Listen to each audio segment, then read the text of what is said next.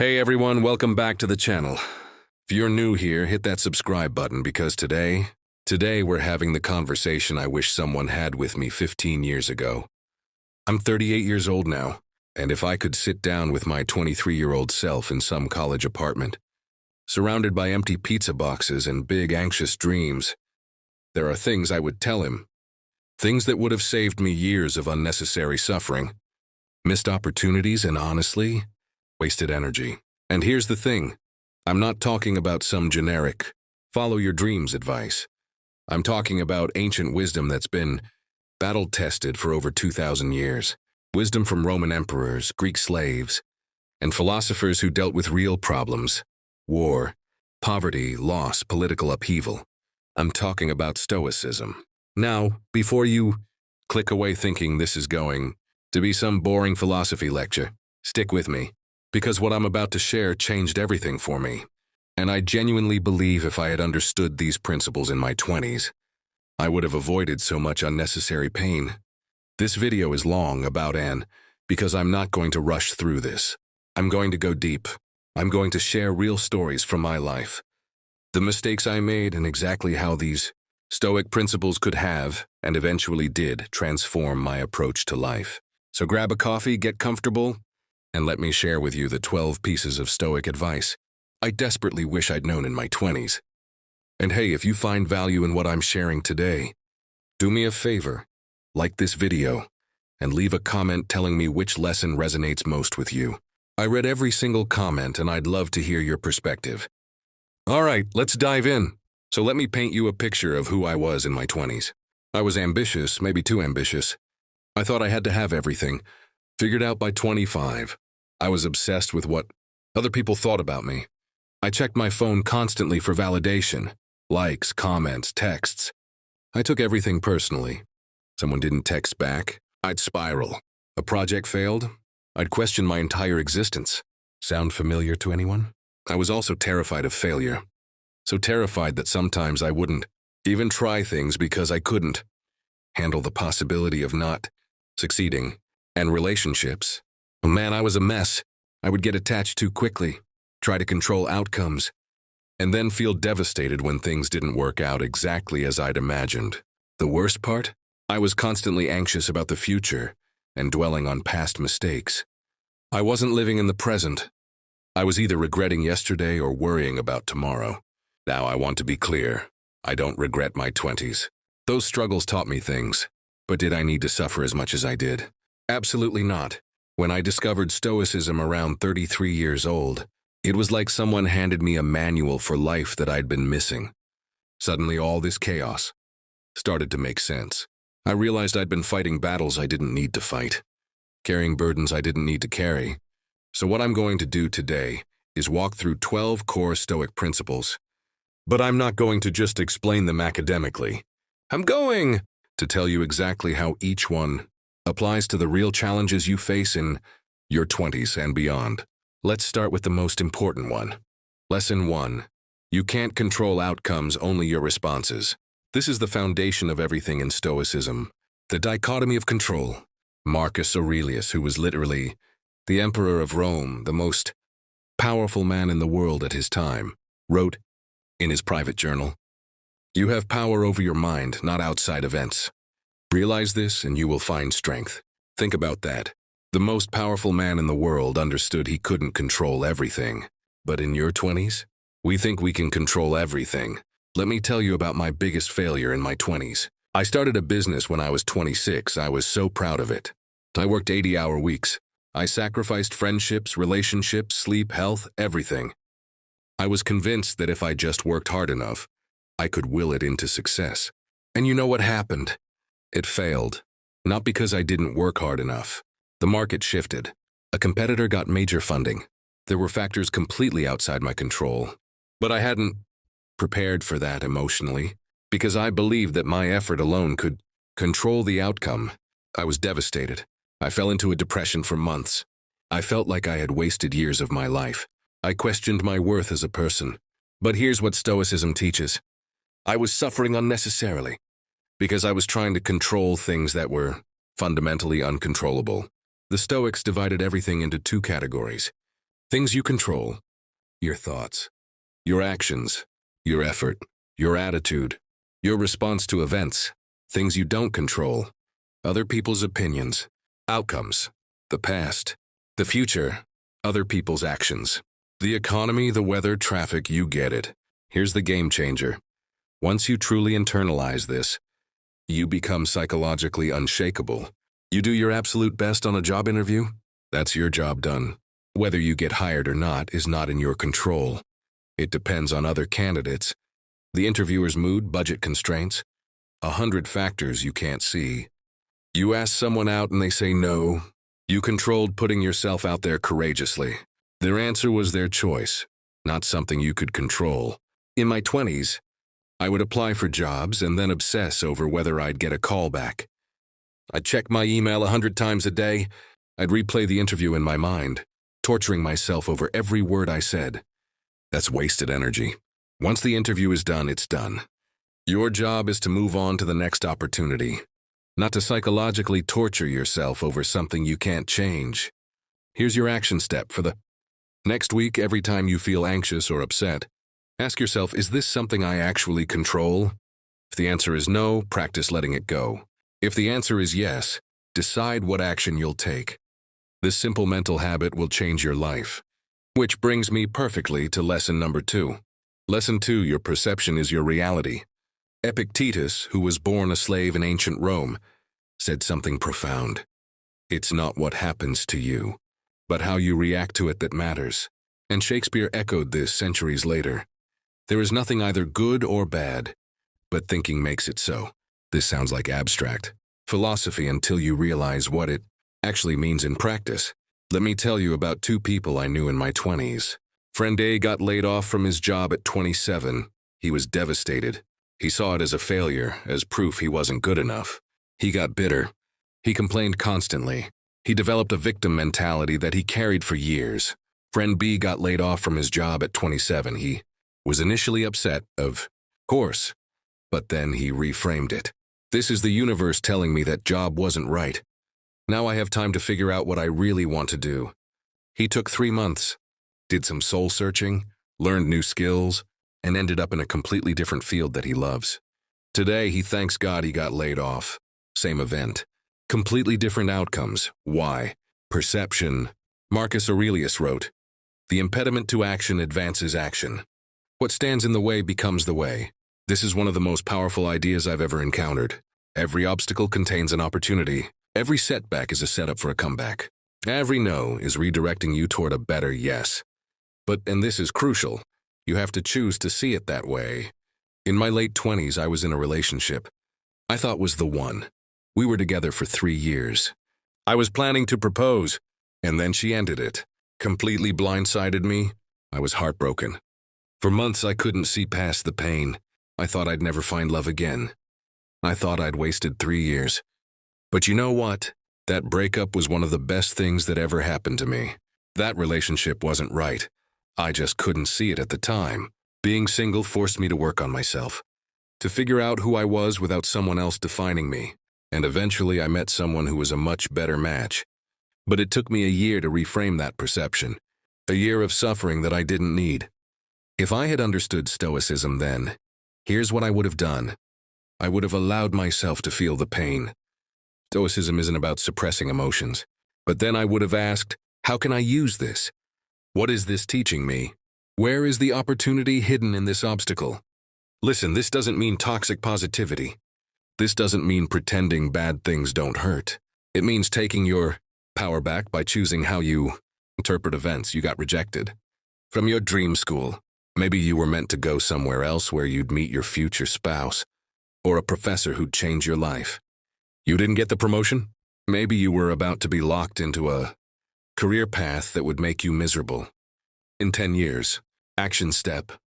Think about the worst thing that happened to you in the last year. Now force yourself to write down 3 potential benefits or opportunities that came from it, or could still come from it. This is a muscle you need to develop. Train yourself to look for the gift in every challenge. Lesson 3. Memento mori, remember you will die. Okay, this one sounds dark, but stick with me because this is actually the most liberating principle.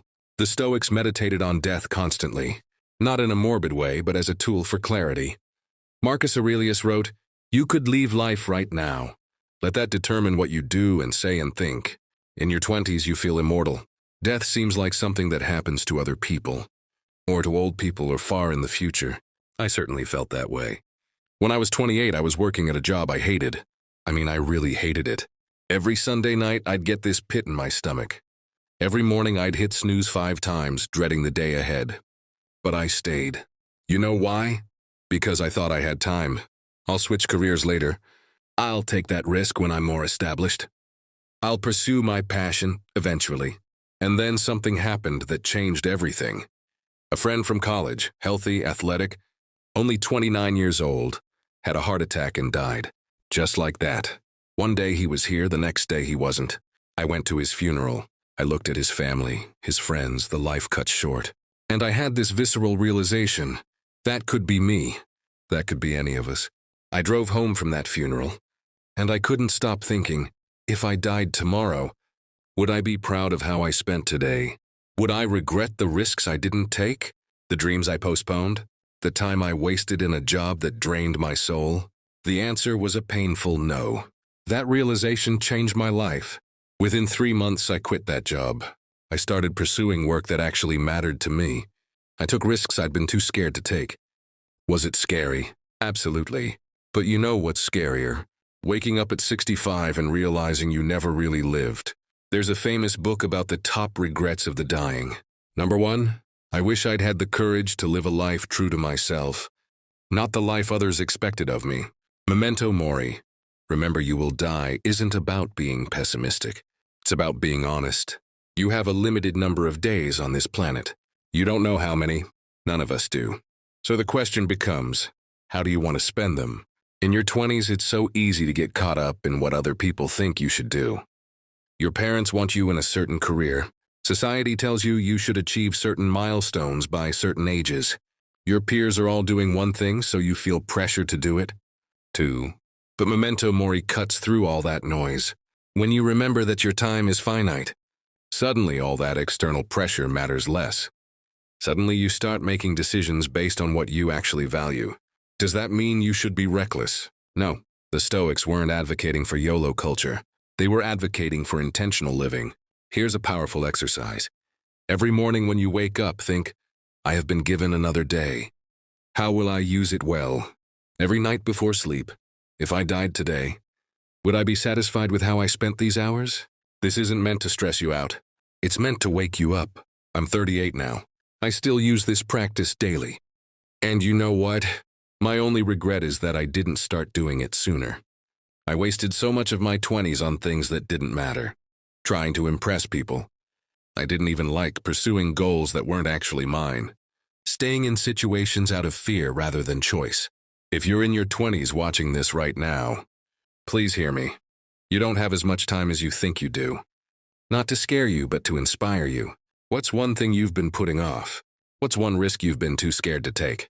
What's one conversation you need to have? Do it soon, don't wait for someday. Because here's the secret the Stoics understood.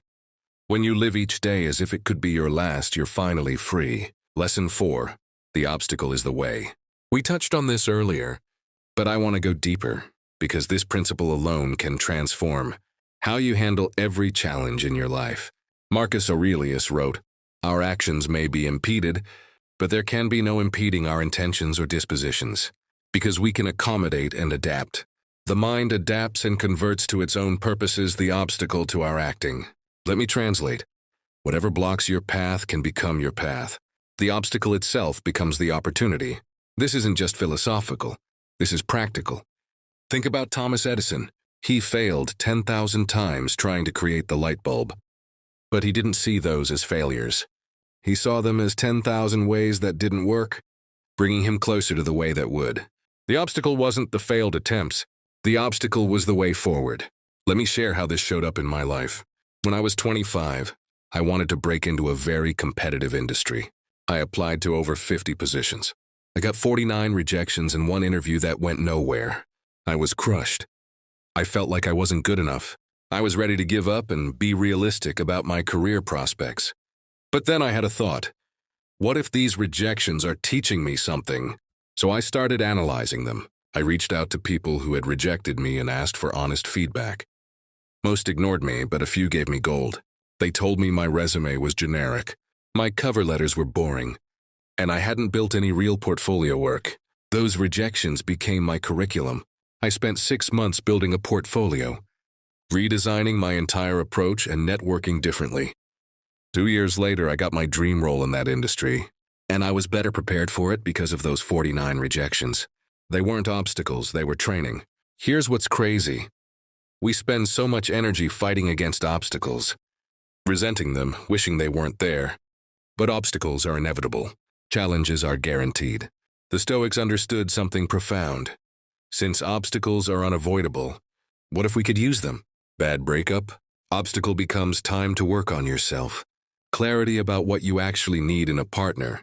And emotional growth. Got fired? Obstacle becomes freedom to find better work, a lesson in resilience, and a story you'll tell one day about your comeback. Injury that sidelines you from your sport? Obstacle becomes time to develop other skills. Learning patience, discovering new interests. Now, I'm not saying this is easy. I'm not saying you won't feel pain, frustration, or disappointment. Feel those things. The Stoics weren't robots. But after you feel them, ask yourself, how can I use this? Here's the 3-step Stoic process for obstacles. Step 1, perception. How am I viewing this situation? Am I seeing it accurately or through the lens of my fears? Step 2, action. What moves can I make right now, even if they're small? Step 3, will. How can I maintain my inner strength regardless of the outcome? When COVID hit and I lost several income streams overnight, I was terrified. But I used those 3 steps. Perception. This is horrible, and it's forcing me to innovate in ways I never would have otherwise. Action. What can I do today? Learn new digital skills. Pivot my business model. Help others in my network. Will. I'll maintain my discipline, my routine, my mental health practices no matter what. That obstacle led me to build income streams that are now more stable and lucrative than what I had before. But I never would have built them without being forced to. Your action step. Write down your biggest current obstacle. Now complete this sentence. This obstacle is actually an opportunity to force yourself to find 3 answers. Train your mind to automatically look for the opportunity in every challenge. Lesson 5. Negative visualization, premeditatio malorum. This one might seem counterintuitive, but it's incredibly powerful. The Stoics practice something called premeditatio malorum, which translates to premeditation of evils, or negative visualization. Basically, imagining the worst-case scenarios before they happen. Now I know what you're thinking. Isn't that just anxiety? Aren't we supposed to think positively? No, this is different. Let me explain. Anxiety is uncontrolled worry about things that might happen, spiraling into worst-case scenarios and feeling powerless. Negative visualization is deliberately and calmly imagining challenges, preparing yourself emotionally and practically, and reducing their power over you. Seneca wrote, "The man who has anticipated the coming of troubles takes away their power when they arrive." In my 20s, I avoided thinking about potential problems. I thought if I just stayed positive and didn't manifest negativity, everything would work out. That's not how life works. When I was 27, I got a great job offer. I was so excited, I immediately quit my current job, started planning my new life around the salary, upgraded my apartment, bought a new car. Then, 2 weeks before my start date, the company rescinded the offer. Budget cuts. I was destroyed. I'd burned bridges at my old job. I'd committed to financial obligations I couldn't meet. I was completely unprepared because I hadn't even considered this possibility. Here's what I should have done using negative visualization. I should have thought, what if this offer falls through? Not in a paranoid way, but practically. I would have kept good relationships at my old job. I wouldn't have made major financial commitments until after I'd actually started. I would have had a backup plan. The Stoics weren't pessimists. They were realists who prepared for reality. Marcus Aurelius would literally start his day by thinking, today, I'll encounter people who are angry, ungrateful, jealous, or deceitful. not because he enjoyed negativity, but because he wanted to be prepared and not thrown off course when challenges arose. Here's how to use negative visualization in your 20s. Before a big presentation, imagine forgetting your words, or the tech failing, or people asking hostile questions. Then prepare. Have notes, have backups, practice handling tough questions. Now when something goes wrong, you're ready. In a relationship, sometimes imagine losing this person. Not morbidly, but honestly. It makes you appreciate them more today. It reduces taking them for granted. And if the relationship does end, you're emotionally more prepared. With your health, imagine losing your physical abilities. It makes you more grateful for your body right now. It motivates you to take care of it while you can. I now practice this regularly. Once a week, I spend 10 minutes imagining losing the things I value most. My health, my relationships, my work, my home. And you know what happens? I don't become depressed. I become incredibly grateful. Because I realize right now I still have these things. Right now I can appreciate them. It's like the old saying, you don't know what you have until it's gone. Negative visualization lets you know what you have before it's gone. There's a psychological concept called hedonic adaptation. We quickly get used to good things and stop appreciating them. The new car thrill fades. The excitement of the relationship becomes routine. Negative visualization is the antidote. It resets your appreciation. There was a period in my early 30s where I was constantly stressed about money, despite earning more than I ever had. I felt like I never had enough. Then I practiced negative visualization. I imagined losing everything. My job, my savings, having to start over. And I realized I'd be okay. I have skills, I have people who love me, I've rebuilt before. This practice actually reduced my financial anxiety because I saw that even the worst case wasn't as catastrophic as my vague fears made it seem. Try this exercise tonight. Imagine losing something you value. Sit with that feeling for a few minutes. Then open your eyes and realize you still have it. Right now, feel that gratitude. This practice will make you both more grateful and more resilient. Lesson 6. You don't need external validation. This is the one I needed most in my 20s. And I think it's the one people need most today. Epictetus said, if you are distressed by anything external, the pain is not due to the thing itself, but to your estimate of it. And this you have the power to revoke at any moment. Translation. Other people's opinions of you are not your problem. In my 20s, I was obsessed with what people thought of me. I remember posting something on social media and then checking every 5 minutes to see how many likes it got. If a post didn't get enough engagement, I'd feel like a failure. If someone didn't respond to my message, I'd spiral into anxiety about what I'd done wrong. This is exhausting, and it's giving your power away. Marcus Aurelius, remember, was the emperor of Rome. Half the empire loved him. Half the empire criticized him. And he wrote, I have often wondered how it is that every man loves himself more than all the rest of men, but yet sets less value on his own opinion of himself than on the opinion of others.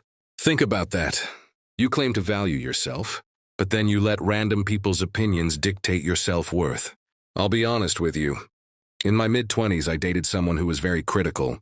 She'd constantly make comments about my appearance, my career choices, my friends, and instead of recognizing that this was her issue, I internalized it. I started doubting myself constantly. I changed how I dressed. I distanced myself from friends she didn't approve of. I made career decisions based on what would impress her. I was living for her approval. And here's the kicker, I never got it. Because people who are that critical, they're not critics because of you, they're critics because of their own insecurities. The Stoics understood something crucial. The only opinion that ultimately matters is your own. Not because you should be arrogant or not care about others, but because you're the only one who truly knows your intentions, your efforts, your journey. Someone criticizes your career choice. They don't know your full situation, your values, your plans. Someone judges your appearance. They're projecting their own insecurities. Someone rejects you. They're making a choice based on their needs, not your worth. Here's what I wish I'd understood in my 20s. Everyone is busy thinking about themselves. That embarrassing thing you said, they forgot about it 5 minutes later because they're worried about their own stuff. Criticism often says more about the critic. Happy, fulfilled people don't spend their time tearing others down. You can't control their opinion anyway, so why waste energy trying? Around 34, I decided to experiment. For 1 month, I made decisions based purely on what I thought was right, not on what would get approval. I posted content I found interesting, not what I thought would be popular. I pursued projects that excited me, not what sounded impressive. I spoke my honest opinions, even when they were unpopular. And you know what happened? Some people didn't like it. Some people unfollowed me. Some people criticized, but the people who mattered, they respected me more. I attracted better opportunities. And most importantly, I felt free. Here's the truth that took me too long to learn. You cannot be liked by everyone. It's literally impossible. Even the most beloved figures in history have critics. So you have 2 choices. Waste your life trying to please everyone and please no one, including yourself, or live authentically and attract the right people. Here's a framework I use now. Before making any decision, I ask myself, if no one would ever know about this, would I still do it? If the answer is yes, that's authentic. If the answer is no, I'm doing it for validation. Recently, I had an opportunity that looked great on paper. Prestige, money, status. But something felt off. The old me would have taken it because of how it would look to others. The Stoic me asked, do I actually want this? Or do I want people to think I have this? The answer was the latter. So I turned it down. And I've never regretted it. Your action step. For 1 week, make decisions without explaining or justifying them to others. Practice being comfortable with people not understanding your choices. This doesn't mean being rude or secretive. It means not needing constant approval and validation. The freedom you're looking for exists on the other side of caring less about what people think. I promise you it's worth it. Lesson 7, Amor Fati, love your fate. This principle goes beyond acceptance. It's about loving everything that happens to you. Nietzsche, who was heavily influenced by Stoicism, said, "My formula for greatness in a human being is amor fati. That one wants nothing to be different. Not forward, not backward. Not in all eternity. Not merely bear what is necessary. But love it. Love it. Not just accept it, love it." Now this sounds insane at first. Love cancer? Love betrayal? Love failure? But hear me out, because this changed how I see my entire life. Every single thing that's happened to me, the good, the bad, the painful, the confusing, has made me who I am right now. The relationship that broke my heart, it taught me what I actually need in a partner. The job I didn't get, it kept me available for a better opportunity. The friend who betrayed me, it taught me discernment and showed me who my real friends are. In my late 20s, I went through a really dark period. I lost a job I loved. A relationship ended. My grandmother passed away, and I was dealing with some health issues, all within 6 months. At the time, I felt like life was punishing me. I kept asking, why me? What did I do to deserve this? But looking back now, that period of difficulty was necessary. It broke me down so I could rebuild stronger. It forced me to develop resilience I didn't know I had. It clarified what actually matters to me. The person I was before that period couldn't have handled the life I have now. I needed to be forged by those challenges. Amor fati doesn't mean being passive. It doesn't mean not trying to change your circumstances. It means understanding that your life, exactly as it is unfolded, is your path. There's a famous Zen story. A farmer's horse runs away. His neighbor says, "Such bad luck." The farmer says, "Maybe." The horse returns with wild horses. The neighbor says, "Such good luck." The farmer says, "Maybe." His son tries to tame a wild horse and breaks his leg. "Such bad luck," says the neighbor. "Maybe," says the farmer. The army comes to conscript young men for war, but the son is spared because of his broken leg. "Such good luck." "Maybe." The point is, you can't judge any single event in isolation. Everything is connected. What seems terrible today might be the thing that saves you tomorrow. I used to have a list of regrets. Things I wish I'd done differently. Relationships I wish had worked out. Opportunities I wish I'd taken. But practicing amor fati, I realized, if I changed any of those things, I wouldn't be here right now. And I actually love my life now. So now I look at my past and I don't just accept it. I'm grateful for it, all of it. This is so freeing. Because when you embrace amor fati, you stop wishing your life was different. You stop comparing your journey to others. You stop regretting the past. Here's how to practice amor fati. 1. Reframe your story. Take the worst thing that happened to you and ask, how has this served me? What did I gain from this? 2. Stop saying, I wish. Notice how often you say, I wish this was different. Or if only. These phrases keep you stuck. Replace them with, this is exactly where I'm supposed to be. D. Trust the process. You can't see the full pattern of your life yet. Trust that even confusing chapters are part of a larger story. I'll be honest, this is the hardest Stoic principle for me. When something painful happens, my first instinct isn't I love this. It's this sucks. But over time, I've gotten faster at shifting to, I don't understand this yet, but I trust that this is part of my path. Marcus Aurelius wrote, a blazing fire makes flame and brightness out of everything that is thrown into it. You are that fire. Every experience is fuel, even the painful ones, especially the painful ones. If you're going through something hard right now, I know it doesn't feel like something to love.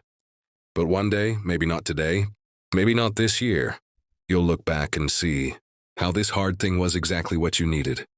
Love your fate, all of it. It's making you who you're meant to become. Lesson 8, focus on virtue, not outcomes. The Stoics believed that virtue, meaning good character, is the only true good. Everything else, wealth, fame, success, even health, is what they called preferred indifferent. Preferred indifferent means sure. It's nice to have money, but it's not what makes you good. It's nice to be healthy, but it's not what gives your life meaning. The only thing that truly matters is whether you're living virtuously, with wisdom, justice, courage, and self-discipline. In my 20s, I had this totally backwards. I thought success was about outcomes. The job title, the salary, the relationship status, the number of followers. I'd measure my worth by these external metrics. And it was miserable, because here's what happens. You achieve one goal. You feel good for a minute, and then you need the next goal. You get the promotion, it feels great for a week. Then you're anxious about the next level. You reach an income target. You feel successful briefly.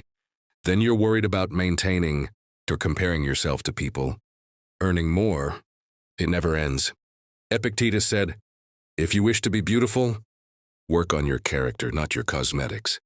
He meant external things are temporary and ultimately unsatisfying. Character is what lasts. When I was 29, I finally achieved some success I'd been chasing. I got a role I'd wanted for years. I was making good money. People were recognizing my work. And I felt empty.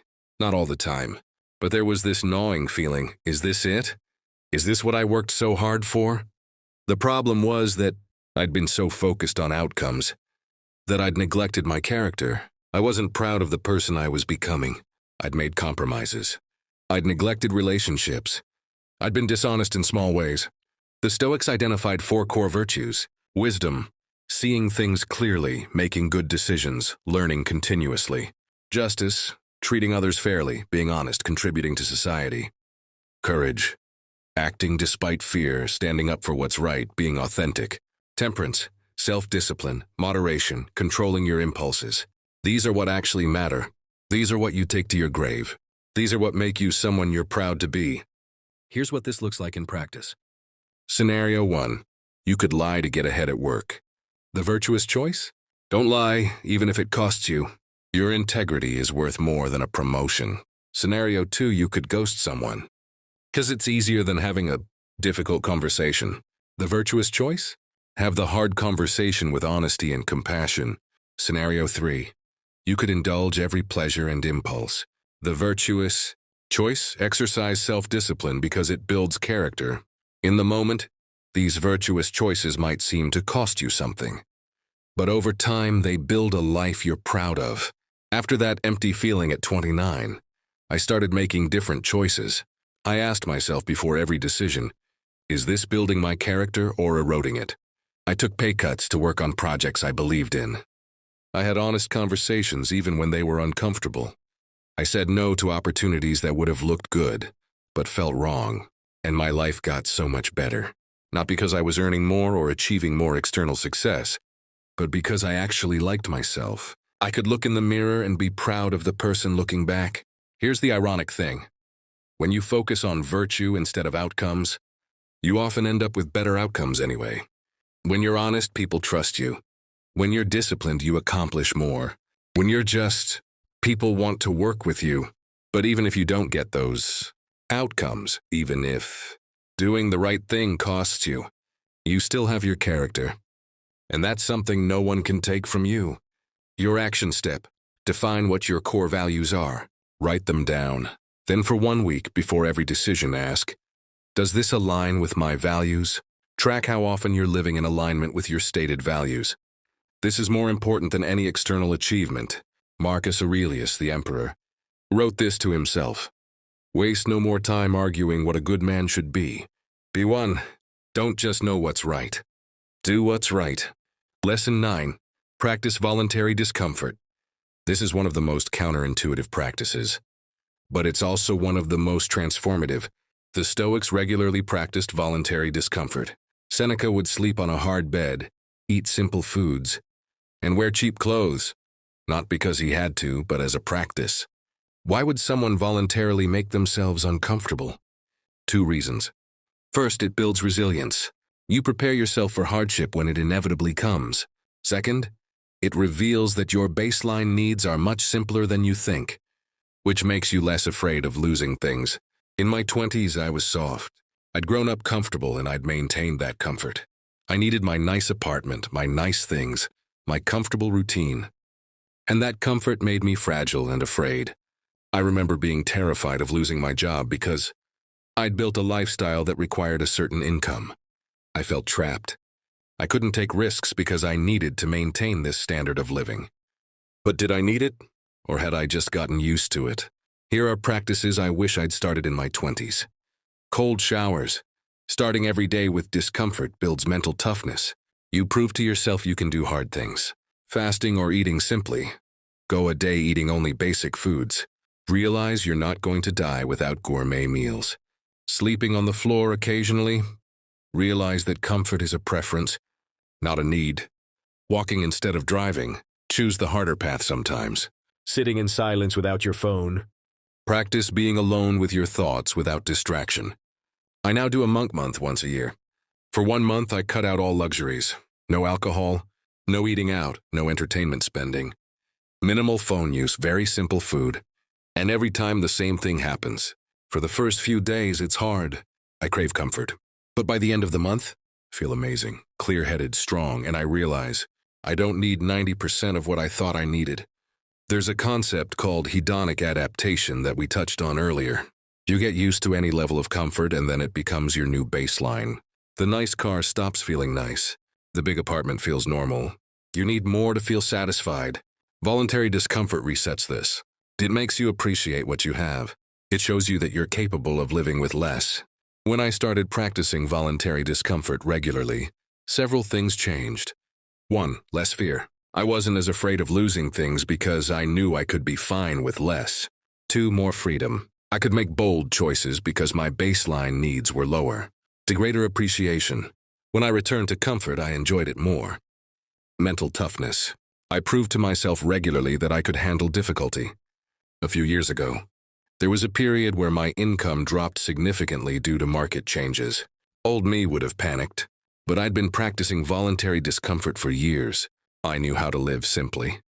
I'd proven to myself I could be happy without luxury.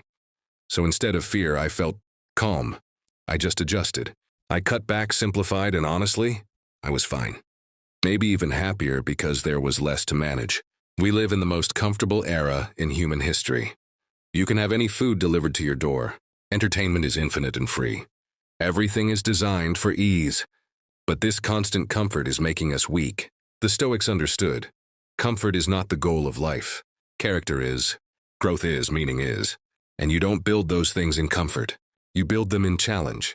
Now, I'm not saying live like a monk forever.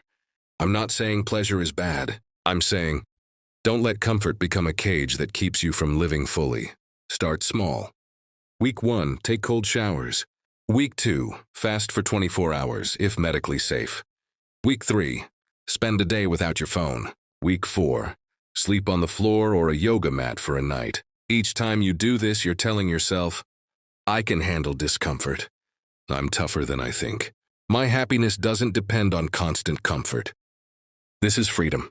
Seneca wrote, "It is in times of security that the spirit should be preparing itself for difficult times. Don't wait for hardship to develop resilience. Build it now on your terms." Lesson 10. The morning and evening routine. The Stoics were all about daily practice. Philosophy wasn't just theory. It was a way of life that required daily training.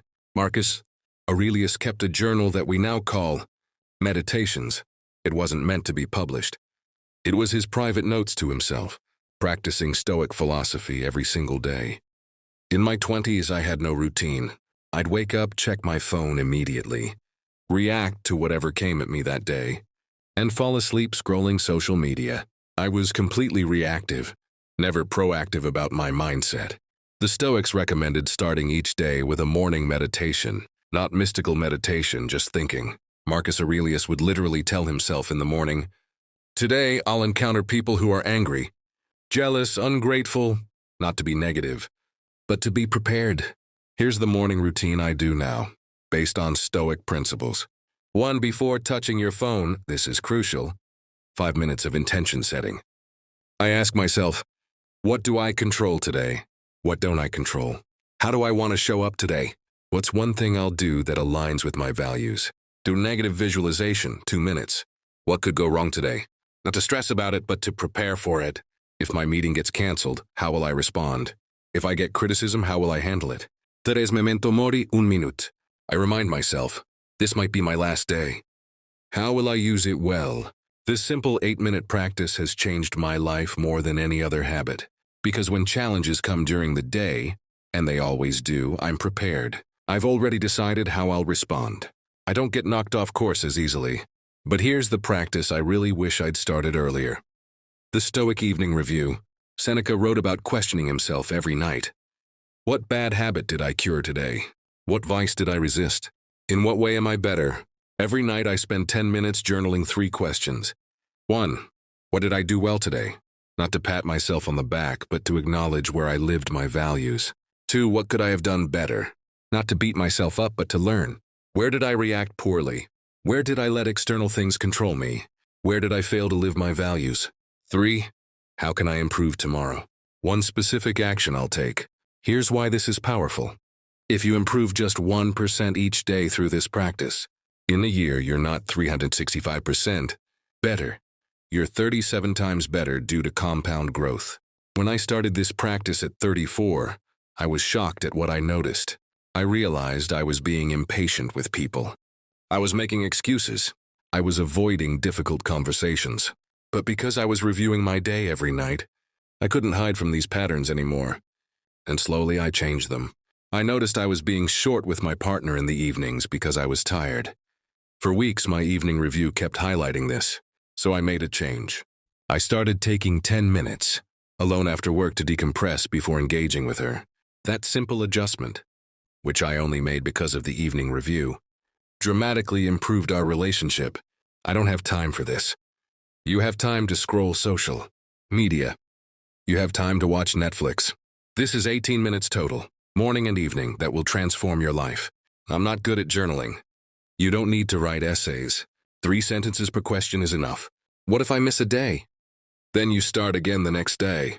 Stoicism isn't about perfection. Your action step.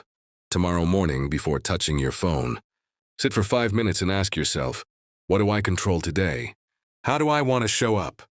Tomorrow evening, before bed, ask yourself, what went well? What could have gone better? How will I improve tomorrow? Do this for 1 week. Just 1 week. I promise you'll notice a difference.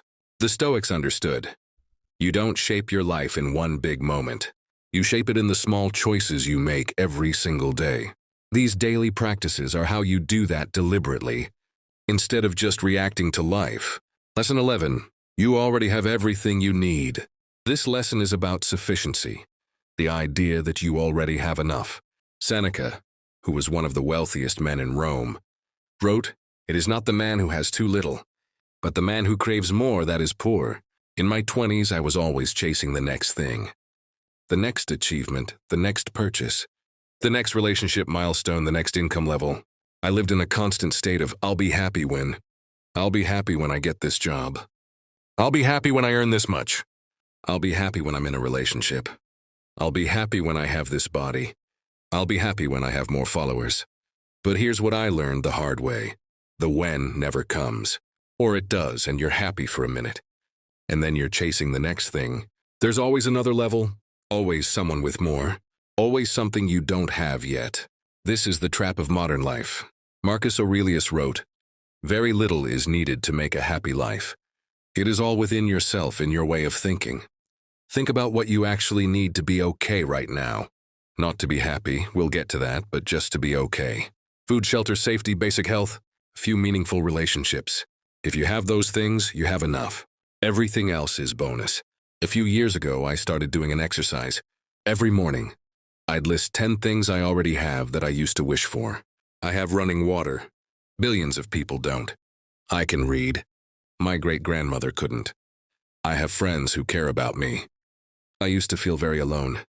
I have meaningful work. I used to feel purposeless. I woke up healthy today, not guaranteed tomorrow. This practice completely shifted my relationship with having enough. I realized I'm already rich. By historical standards, by global standards, by my own past standards, I'm incredibly fortunate. But doesn't this mean I shouldn't have ambitions? Shouldn't strive for more?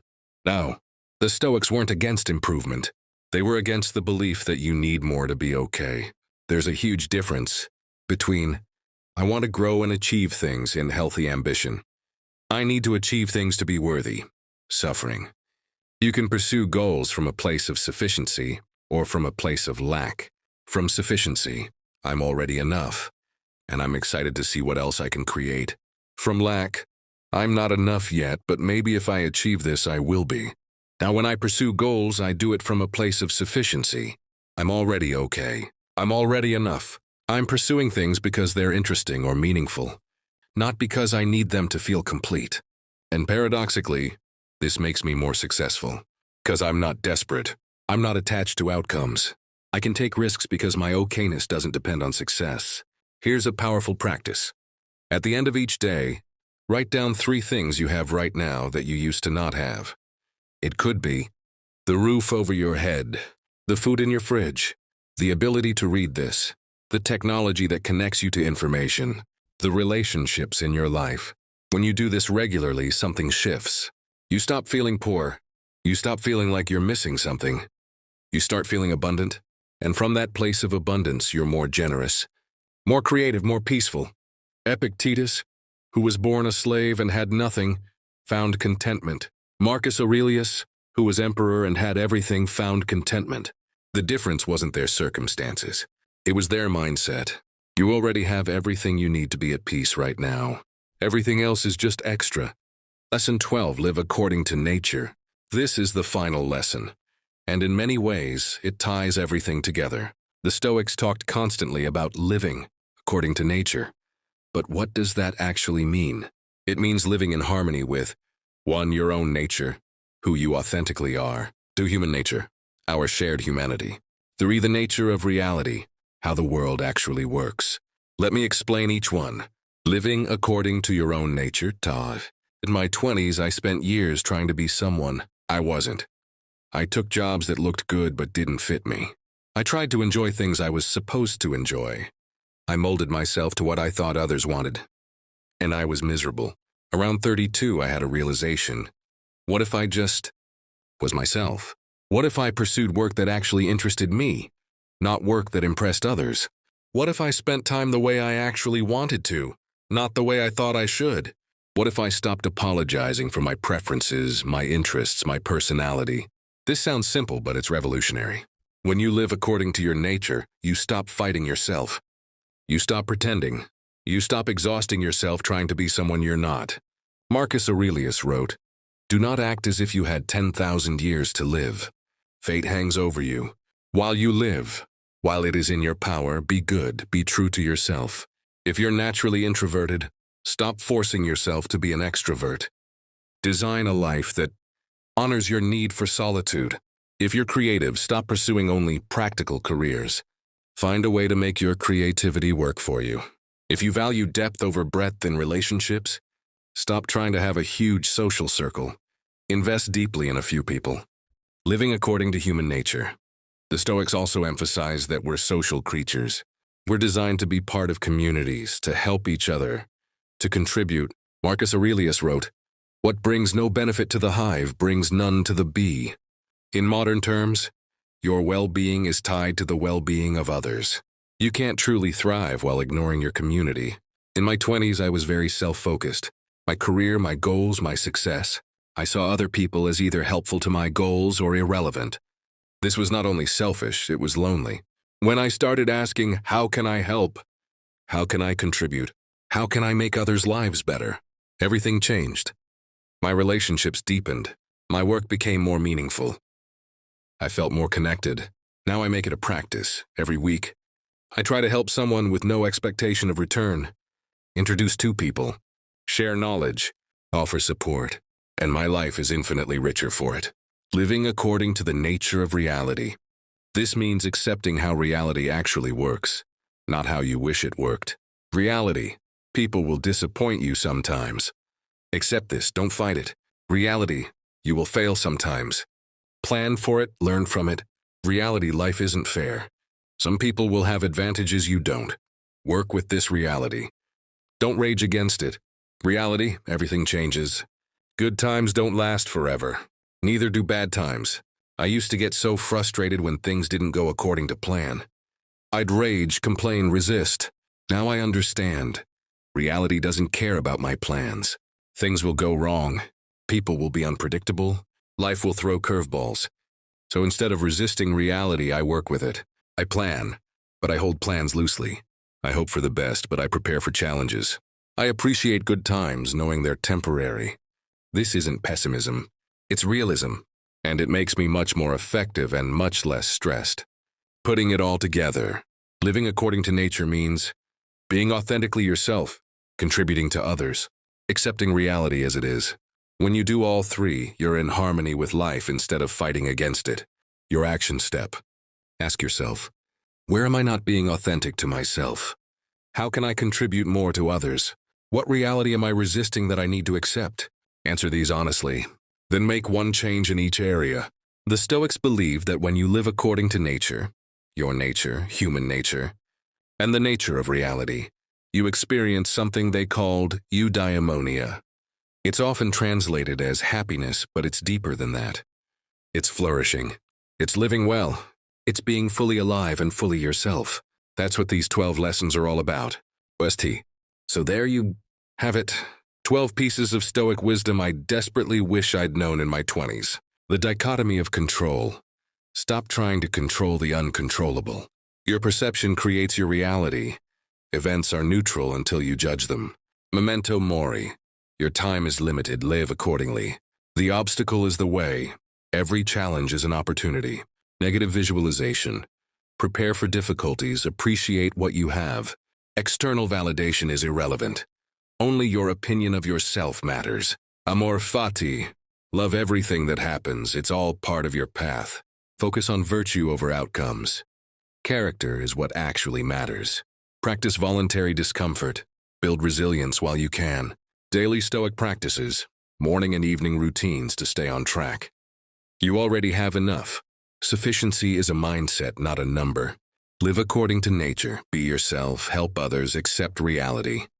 Look, I can't go back and tell my 23-year-old self these things, but if you're in your 20s watching this, or any age, really, you can start implementing them today. Will it be easy? No. These principles are simple, but they're not easy. They require practice, discipline, and honesty with yourself. Will you get it right all the time? Absolutely not. I've been practicing for years and I still mess up constantly. But that's okay. The Stoics weren't about perfection. They were about progress. If you start implementing even a few of these lessons today, your life 1 year from now will be dramatically different. You'll be more resilient, more at peace, more confident, more authentic, more free. I'm 38 now. I still struggle. I still have anxiety. I still make mistakes. I still get knocked down. But Stoicism has given me tools to handle life's challenges without being destroyed by them. It's taught me to appreciate what I have while I have it. It's shown me how to live with intention and meaning. If I could tell my younger self anything, it would be this. The peace you're looking for is available right now. Not when you achieve X. The peace you're looking for is available right now. Not when you achieve X. Not when you get Y. Not when circumstances change. Right now. You just need to learn to see it. Stoicism taught me how to see it. So here's what I want you to do. Step 1. Pick one lesson from today that resonated most with you. Just one. Step 2. Implement one practice related to that lesson for the next week. Just 1 week. Step 3. Leave a comment telling me which lesson you chose and how it goes. I read every comment and I genuinely want to hear from you.